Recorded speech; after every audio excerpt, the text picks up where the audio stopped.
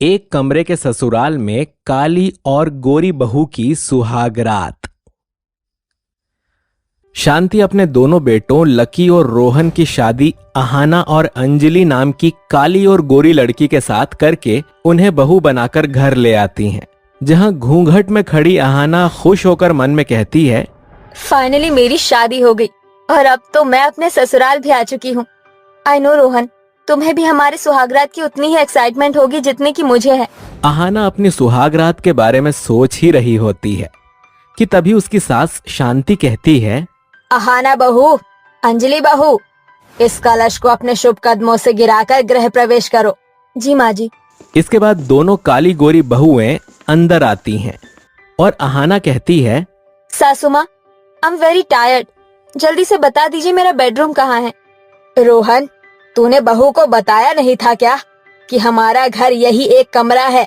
ये सुनकर अहाना शॉक्ड होकर कहती है, व्हाट? क्या मेरा ससुराल इस एक कमरे में सिमटा हुआ है? ये तो दरवाजे से एक नजर देखने में ही खत्म हो जा रहा है। माँ जी, हम यहाँ कैसे रहेंगे? अरे बहू तू ठहर, मैं कुछ करती हूँ। ऐसा कहकर शांति कमरे के बीचों बीच रस्सी डालकर पर्दा टांग देती है, जिसके बाद काली और गोरी बहू पर्दे के पीछे अपने हिस्से में चली जाती हैं और वहीं सास ससुर किचन में खटिया लगाकर सो जाते हैं। तभी लकी अंजलि के करीब आता है। तभी पसीने से भीगी अंजलि कहती है, लकी, मुझे बहुत गर्मी लग रही है, प्लीज आप मेरा जूड़े का पिन निकाल देंगे? हाँ, क्यों नहीं अंजलि, जरा रुको। लकी अंजलि का जूड़ा पिन निकालने लगता है। तभी अंजलि के बाल खींचने के कारण वो बोलती है, ouch! Lucky, what are you doing?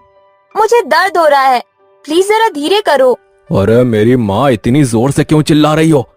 कोई क्या सोचेगा? लकी ऐसा कह ही रहा होता है कि तभी अहाना गुस्से में अपने पति रोहन को पिलो मारकर कहती है, how could you Rohan, you liar, you cheater, तुमने मुझसे झूठ बोला कि तुम्हारा अपना घर बार गाड़ी बंगला है। सॉरी अहाना, मैं ऐसा नहीं करना चाहता था, लेकिन अगर मैं सच बता देता तो तुम मुझसे ब्रेकअप कर लेती, क्योंकि तुम अमीर थी और मैं गरीब।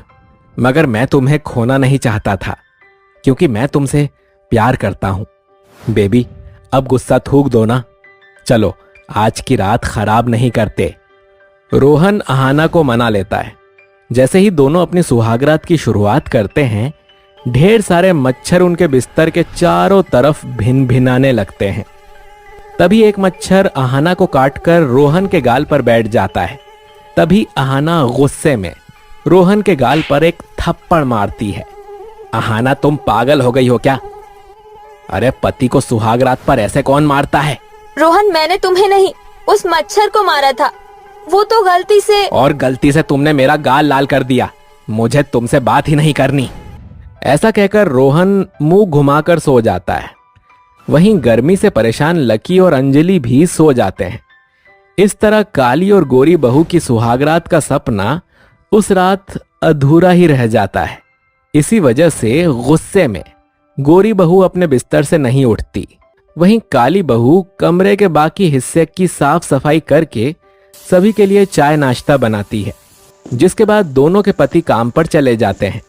और शाम होते ही सुरेंद्र कहता है, अरे अहाना बहू, जरा जल्दी से चाय तो बना दो। ससुर जी को भी चैन नहीं है, इतनी गर्मी में उन्हें 2 वक्त चाय चाहिए। ऐसे ही वक्त गुजरता जाता है, मगर दोनों बहुओं का सुहागरात का सपना किसी भी रात पूरा नहीं होता। तभी एक दिन शांति को बैग पैक करता देखकर दोनों बहुएं कहती हैं, सासू माँ कहीं जा रही है क्या? क्या बात है, तुम दोनों ताल से ताल क्यों मिला रही हो? वैसे मैं और तुम्हारे ससुर जी कुछ दिनों के लिए गांव जा रहे हैं, वो तुम्हारी बुआ सास के बेटे की शादी है। ये सुनकर दोनों बहू के चेहरे खुशी से खिल उठते हैं। तभी अहाना कहती है, माँ जी तो जा रही है, मगर मेरी काली कलूटी जेठानी यहाँ रुक गई तो कबाब में हड्डी बनेगी, कुछ कर अहाना। माँ जी, मेरी मानिए तो जेठानी जी को भी अपने साथ ले जाइए। अरे नहीं नहीं बहू, वो क्या है ना, मेरी बहन फूलन ने 2 ही टिकट कराई थी, हम चलते हैं, तुम दोनों अपना ख्याल रखना। सास ससुर के जाते ही अहाना फटाक से अपने पति रोहन को फोन घुमाकर बुलाती है। अंजलि भाभी, रोहन घर आ रहे हैं, प्लीज आप बाहर चली जाइए। मगर मैं क्यों भला बाहर जाऊं? बाहर इतनी गर्मी है। अरे इतना भी क्या सोच रही हो? कौन सा तुम्हारा गोरा रंग है जो ढल जाएगा? अरे अपनी देवरानी के जज्बातों को समझो। मैं क्यों बाहर जाऊं भला? देखो आहाना, तुम चाहे जो कर लो, मैं अपनी जगह से 1 इंच नहीं लूंगी। अंजलि अपनी जिद पर अड़ जाती है। इतने में देखते ही देखते शाम ढल जाती है, जिसके बाद लकी भी घर लौट आता है और कमरा खाली देखकर वो रोमांटिक मूड में गाते हुए अंजलि की तरफ बढ़ता है।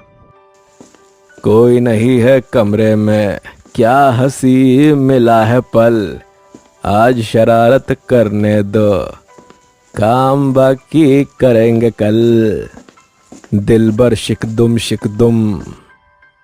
वाह भैया वाह, आप तो छा गए। रोहन, मैं जरा आता हूं। यह कहकर लकी सीधे बाथरूम में घुस जाता है। कुछ ही देर में चारों खाना खाकर कमरे की लाइट ऑफ कर देते हैं। तभी दरवाजे पर खटखट होती है, जिसकी आवाज सुनकर चारों एक साथ कहते हैं, इस वक्त कौन आ गया? अंजलि जल्दी से दरवाजा खोलती है। सामने खड़े सास ससुर अंदर आते हैं। सासू माँ, ससुर जी, आप दोनों तो 1 हफ्ते बाद आने वाले थे। हाँ बहू, वो क्या है ना, तुम्हारी बुआ सास की सास का देहांत हो गया, इसीलिए शादी 1 साल के लिए टल गई। ओह गॉड, बुढ़िया को भी आज ही निपटना था। 1 रात और रुक जाती तो हमारी सुहाग रात हो जाती। सारे अरमानों पर पानी फेर दिया। बेचारी दोनों बहुएं मुंह बनाकर सो जाती हैं। अगली सुबह गुनगुनाने की आवाज सुनकर दोनों काली गोरी बहुओं की नींद टूट जाती है और वो पर्दे से बाहर आती हैं। मेरी जोहर जबी तुझे मालूम नहीं, तू अभी तक है हंसी और मैं जवान, तुझ पे कुर्बान मेरी जान। अपने ससुर को गाता हुआ देखकर गोरी बहू गुस्से में कहती है, वाह, बहुत खूब ससुर जी, आप तो छा गए। अरे माँ जी, आप दोनों को जरा भी शर्म नहीं? इस उम्र में आप दोनों छैया छैया कर रहे हैं। एक बार भी ये नहीं सोच रहे कि इस एक कमरे के ससुराल में 2-2 नई बहू कैसे एडजस्ट कर रही है। उनके कुछ सपने हैं कि नहीं? आहाना को ऐसा बोलते देखकर रोहन कहता है, बस करो आहाना, बंद करो ये बेशर्मी। ओह रियली रोहन, अगर अपनी बात रखना बेशर्मी है तो ठीक है। रुक जा रोहन, आहाना बहू बात क्या है? तू ऐसे क्यों बोल रही है? मैं बताती हूँ माँ जी। माँ जी, आहाना और मैं इस एक कमरे के ससुराल में साथ नहीं रह सकते, और गलती अकेले आहाना की भी नहीं है। एक लड़की जब शादी करके ससुराल जाती है तो उसके दिल में हजारों सपने होते हैं। अंजलि के ऐसा कहने के बाद शांति अपनी काली और गोरी बहू की परेशानी समझ जाती है, जिसके बाद शांति देवी के दोनों बेटे खूब मेहनत करते हैं, जिसमें अंजलि और आहाना के ससुर भी उनका साथ देते हैं और सभी लोग फिजूल खर्ची भी बंद कर देते हैं, जिसके बाद वो सभी पैसे जोड़कर जल्दी ही एक बड़ा घर ले लेते हैं। बहू, अपनी सास को माफ कर देना। मेरी जिंदगी उसे एक कमरे के ससुराल में ही सिमटी हुई थी। मैं शादी करके वहीं आई थी, वहीं मेरे दोनों बेटे हुए, इसलिए शायद मैं देख नहीं सकी कि तुम वहां ढल नहीं पाई। मगर अब बीती बातें भुलाकर इस नए घर में नई शुरुआत करो। माँ जी, मुझे माफ कर देना। मुझे आपसे वैसे बात नहीं करनी चाहिए थी। I am sorry. अरे बस अब ये रोना धोना बंद करो। इस नए घर में खुशियों भरी शुरुआत करो। ये लो तुम्हारी शादी का जोड़ा, आज इसे ही पहनना। इसके बाद दोनों बहुएं अपनी शादी का जोड़ा पहनकर दुल्हन बनकर अपने अपने कमरे में आती हैं। तभी अंजलि लकी के गले लग जाती है, तो वहीं रोहन भी आहाना को गोद में उठाकर कहता है, लेट्स गो आहाना बेबी, आज कुछ तूफानी करते हैं, अब हमें कोई डिस्टर्ब नहीं करेगा। इस तरह आखिरकार शादी के बड़े वक्त बाद नए घर में आकर चारों पति पत्नी की सुहागरात का अधूरा सपना हकीकत में तब्दील होता है। जब देखो मेरे पीछे ही पड़ी रहती हो। अरे तुम्हें और कोई काम नहीं है क्या? घर में मेरे अलावा भी और काफी चीजें हैं, लेकिन तुम्हें तो मुझ पर शक करने के अलावा आता ही नहीं है कुछ। मैंने खुद तुम्हारी फोन में किसी दूसरी औरत के मैसेजेस और फोटो देखे हैं, लेकिन तुम अब मुझे झूठा साबित करने की कोशिश कर रहे हो। ये सब क्या चल रहा है? अगर तुम्हें ऐसे ही रोज रोज लड़ाई झगड़ा करना है तो मैं घर छोड़कर जा रहा हूँ। अजीत ऐसा कहकर घर से निकल जाता है और बेचारी पारुल घर में रोती रह जाती है। ये सब मेरे साथ क्या हो रहा है? आखिर मुझे किस कर्मों की सजा मिल रही है? तभी पारुल का 1.5 साल का बेटा उसे देखकर रोने लगता है। बस बेटा, रोना बंद करो, सब कुछ ठीक हो जाएगा। पारुल ऐसा कहकर फूट फूट कर रोने लगती है कि तभी उसका फोन बजने लगता है। हेलो, हाँ जी, कौन बोल रही हो आप? अरे पारुल, मैं हूँ तेरी सबसे प्यारी सहेली शीतल। क्या तूने मुझे पहचाना नहीं? लेकिन ये सब छोड़, तू रो क्यों रही है? शीतल पारुल की सहेली थी। शीतल की आवाज सुनकर पारुल और जोर जोर से रोने लगती है और उसे अपने पति के बारे में बताने लगती है। मेरा पति मुझे धोखा दे रहा है। मुझे तो ऐसा लगता है कि वो मेरे लिए कोई सौतन लाने की सोच रहा है। मैं क्या करूं शीतल? मेरा एक बेटा है और मैं अभी गर्भवती भी हूँ। मुझे कुछ समझ नहीं आ रहा। क्या तुम आज घर पर आ सकती हो? अगर ऐसी बात है तो ठीक है, मैं आज तेरे पास जरूर आऊंगी। शीतल ऐसा कहकर फोन काट देती है। वहीं दूसरी तरफ शाम ढले शीतल पारुल के पास आती है, जिसके बाद पारुल अपनी सहेली शीतल के गले लगकर रोने लगती है। अरे बहन, रोने की जरूरत नहीं है। अगर इस घर में तेरी सौतन आ भी जाती है तो क्या जाता है? तू अपने पति को अपनी तरफ खींचने की कोशिश करियो। मैंने अक्सर देखा है, जिनके पति सुंदर और पत्नी काली होती है, उनके पति बाहर किसी न किसी गोरी औरत के ऊपर मुंह मारते हैं। शीतल थोड़ी देर पारुल से बात करने के बाद चली जाती है। उसके जाने के बाद वो अपने बेटे राजू को सुलाकर रात को 10 बजे सोने के लिए जाती है। तभी अचानक से उसके घर की घंटी बजती है। अरे, इस समय कौन आया है? ऊपर से आज घर पर अजीत जी भी नहीं है। अब मैं क्या करूं? पारुल अपने हाथ में एक डंडा ले लेती है और डरते हुए अपने घर का दरवाजा खोलती है। दरवाजा खोलते ही उसके सामने उसका पति अजीत एक सुंदर सी लड़की के साथ शादी के जोड़े में खड़ा होता है। अजी, आप आ गए? लेकिन ये औरत कौन है? मुझे तो पता ही था कि आपका किसी न किसी लड़की के साथ चक्कर चल रहा है, लेकिन आपने इस घर में मेरी सौतन लाने के बारे में सोचा भी कैसे? तुम होती कौन हो मुझसे ये सब पूछने वाली? अरे ये घर मेरा है। इस घर में मैं किसी को भी लेकर आऊं या फिर किसी को भी इस घर से निकाल दूं, ये मेरी मर्जी है। अगर तुम्हें इस घर में रहना है तो अपनी सौतन का गृह प्रवेश करो, वरना अपना बोरिया बिस्तरा बांधो और यहाँ से दफा हो जाओ। अजीत की ऐसी कड़वी बातें सुनकर बेचारी पारुल फूट फूट कर रोने लगती है, जिसके बाद पूजा की थाली लाकर अपनी सौतन का गृह प्रवेश करती है। मैं आपके आगे हाथ जोड़ती हूँ, मुझे इस घर से मत निकालिए। मेरे पेट में आपका बच्चा भी है। अगर आपने मुझे निकाल दिया तो मैं उसको लेकर कहाँ जाऊंगी? डार्लिंग, इस कूड़े कचरे को घर में रखने की क्या जरूरत है? वैसे निकाल ही दो। मैं इस घर में तुम्हारे और अपने सिवा किसी और को बर्दाश्त नहीं कर सकती। सही कहा तुमने, बिल्कुल सही कहा। एक काम करता हूँ, मैं इसको इसके बच्चों के साथ अभी के अभी घर से निकाल देता हूँ। वैसे भी बहुत टर टर करती है, पूरे दिन मेरे सिर में दर्द करके रखती है। इसके काले रंग की वजह से मुझे बिल्कुल भी अच्छा नहीं लग रहा। बेबी, इसे निकाल दो। सोफिया के कहने पर अजीत अपनी पत्नी पारुल का हाथ पकड़ता है और उसे घसीटता हुआ घर से बाहर ले आता है। वहीं राजू भी नींद से जाकर अपनी माँ के पास आ जाता है। अब इस घर में तुम्हारी कोई जरूरत नहीं है। मैं अपनी नई पत्नी के साथ इस घर में सुकून से रह लूंगा।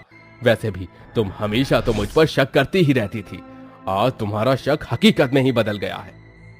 पारुल अजीत के पैर पकड़ लेती है और कहती है, अजी ऐसा मत कीजिए, मैं आपके पैर पड़ती हूँ। मैं इन दोनों बच्चों को लेकर कहाँ जाऊंगी? समाज में मेरी कोई इज्जत नहीं रह जाएगी। मैं इस घर के किसी एक कोने में पड़ी रहूंगी और घर के सारे काम भी करूंगी। ये सुनते ही सोफिया के मन में लालच आ जाता है। रुक जाओ, वैसे ये सही तो कहती है, बेचारी कहाँ जाएगी? और मुझे ऐसी गरीब औरतों पर बहुत दया आती है। एक काम करते हैं, हम इसे अपने घर में ही रख लेते हैं। ये घर के सारे काम कर लेगी। तुम कितनी दयावान हो सोफिया, काश हर एक लड़की तुम्हारी जैसी ही होती। चलो मैं तुम्हें अपना कमरा दिखा देता हूँ। अजीत सोफिया को अपने कमरे में ले जाता है, जिसके बाद वो बेचारी पारुल वापस घर में आ जाती है। वो सोने के लिए अपने कमरे में जाती है, लेकिन वहां तो पहले से ही अजीत सोफिया के साथ पहुंच चुका होता है और अंदर से दरवाजा लगा देता है, जिसके चलते उसे अपने बेटे के साथ घर के हॉल में ही सोना पड़ता है। अगले दिन जैसे ही सवेरा होता है, वो नींद से उठती है और छोटे बेटे राजू के साथ घर की साफ सफाई करने लगती है। तभी अजीत और सोफिया दोनों रेडी होकर नीचे आते हैं। हेलो ब्लैक ब्यूटी, अभी तक तुम झाड़ू ही लगा रही हो? मेरा ब्रेकफास्ट कहाँ है? तुम्हें कहा था ना, हमें सब कुछ एकदम परफेक्ट चाहिए। बस मुझे 5 मिनट दीजिए, मैं अभी आप दोनों के लिए ब्रेकफास्ट बनाकर ले आती हूँ। पारुल सोफिया और अजीत के लिए ब्रेकफास्ट बनाकर नाश्ते की टेबल पर लगा देती है, जिसके बाद वो दोनों नाश्ता करते हैं और ऑफिस के लिए निकल जाते हैं। उन दोनों के जाते ही पारुल अपनी सहेली शीतल को कॉल करती है और रोते हुए सब कुछ बता देती है। मैंने तो कहा ही था बहन, तेरा पति किसी और औरत के साथ शादी करके आ गया, अब तो क्या करेगी? मेरी किस्मत भी मेरे काली रंग की तरह ही काली हो गई है। कल रात तो मेरा पति मुझे घर से ही निकाल रहा था बहन। ऐसा मन कर रहा था जैसे अब अपने आप को मार दूं, अपनी जिंदगी खत्म कर दूं। नहीं बहन, तू ऐसा मत कर। तू एक काम कर, तू उस घर को छोड़कर मेरे पास आ जा। अब चाहे कुछ भी हो जाए, मैं इस घर को नहीं छोड़ूंगी। इस घर से जाएगी तो मेरी अर्थी, फिर चाहे मुझे अपनी सौतन के बच्चे ही क्यों ना देखने पड़े। कुछ समय बाद पारुल अपनी ही सौतन के बच्चों को खिलाने लगती है। अरे ओ मेरी ब्लैक बेटी, कितनी बार कहा है कि मेरे बच्चों को हाथ मत लगाया करो, नहीं तो तुम्हारी तरह काले हो जाएंगे। किसने कहा कि ये दोनों बच्चे तुम्हारे हैं? ये दोनों बच्चे मेरे भी हैं। जितना इन पर तुम्हारा हक है, उतना ही मेरा भी हक है, क्योंकि ये अजीत जी के बच्चे हैं। कर लो मैया, तेरी इतनी हिम्मत कि तू मेरे बच्चों को अपना बताएगी? तुझे तो मैं अभी बताती हूँ। देखते ही देखते सोफिया और पारुल एक दूसरे के बाल खींचकर बहुत बुरी तरह लड़ाई झगड़ा करने लगती हैं। तभी अचानक से बीच में अजीत की आवाज आती है और वो अपनी पत्नी पारुल को नींद से जगाता है। अरे अरे अरे उठो ना। ओहो, क्या हुआ पारुल, तुम अभी तक सो रही हो? देखो मुझे ड्यूटी के लिए लेट हो रहा है, क्या तुम मुझे नाश्ता नहीं बना कर दोगी? जैसे ही पारुल की नींद खुलती है, वो अपने चारों तरफ देखकर हैरान रह जाती है। उसका बेटा बिस्तर पर उसके पास होता है और पति उसके सामने। कहाँ गई मेरी सौतन? आज मैं उसे छोड़ूंगी नहीं, मैं उसे मार डालूंगी। कहाँ है उसे? निकालो बाहर। अरे सपने की दुनिया से बाहर आओ पारुल, ये हकीकत है और इस हकीकत में तुम्हारा पति किसी का नहीं है, सिर्फ और सिर्फ तुम्हारा है। मैं किसी औरत के बारे में सोच भी नहीं सकता। अजीत के मुंह से ये शब्द सुनते ही पारुल की आंखों में आंसू आ जाते हैं और वो अजीत को गले से लगा लेती है। अरे पारुल, देखो मैं जानता हूं तुम हमेशा चिंतित रहती हो, लेकिन मैं तुमसे बहुत प्यार करता हूं और मैं तुम्हें कभी भी किसी दूसरी औरत के लिए नहीं छोड़ूंगा। हाँ, मेरा भरोसा करो। अच्छा, ऐसी बात है तो खाओ मेरे सर की सौगंध कि तुम मुझे कभी छोड़कर नहीं जाओगे। अजीत पारुल के सिर पर हाथ रखकर कहता है, ओहो पारुल, तुम तो बिल्कुल बच्चों जैसी बातें करती हो। ये लो तुम्हारी सौगंध, मैं कभी भी किसी औरत के बारे में सोचूंगा भी नहीं। उस दिन के बाद से पारुल अपने पति के ऊपर शक करना बंद कर देती है। कुछ महीने बाद वो एक प्यारी सी बेटी को भी जन्म देती है और अपने दोनों बच्चों और अपने पति के साथ खुशी खुशी रहने लगती है।